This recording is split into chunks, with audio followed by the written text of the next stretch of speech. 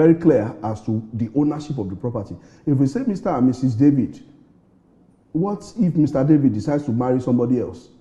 At the initial time, Mr. David married Busayo David or Mary David. If something happens, he decides to say, oh, I'm no longer interested in Busayo, I'm now married to Mary. Who is the Mrs. David? You see, you can see that there's no clarity. So it's better to always state it as Mr. David Enang and Mrs. Busayo Enang. So it's very clear who you are referring to. All right, so women and their rights in matrimonial dispositions. Help us understand what happens when a woman ends up buying a property in her own name, even when she's in her husband's house. Yes, the woman is distinct. It is a separate ball game if you say that, oh, in the purpose of this, in the course of this marriage, we are acquiring this property as a couple.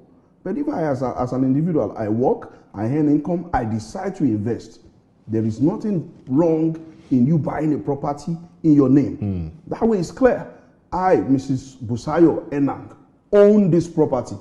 If you are going to be doing it together with your husband or with any other person, it should be clear. Mr. David Enang, Mrs. Busayo Enang is clear. But if it's your property, you have a right to it. The Constitution of Nigeria guarantees that you have a right to property, you have a right to express yourself. And as a woman, there is nothing bad in buying a property in your name.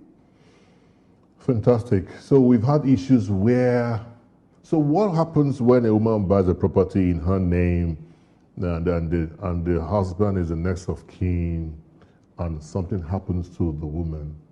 Maybe she's incapacitated or she dies. Okay. Can the husband lay claim to that property?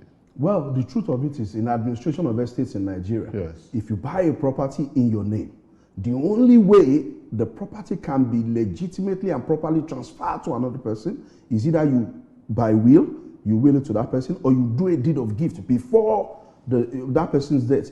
And finally, if you die intestate, that's without a will or a laid down procedure or a trust on how the property should be transferred, you would have to apply to the probate registry in your state of domicile for what we call letters of administration. Now, when you apply for a letter of administration, it is an order of priority. The person's spouse takes precedence, the children of the deceased person, siblings, and the parents, in that order. So it has nothing to do with who is your next of kin. Because as a matter of fact, it can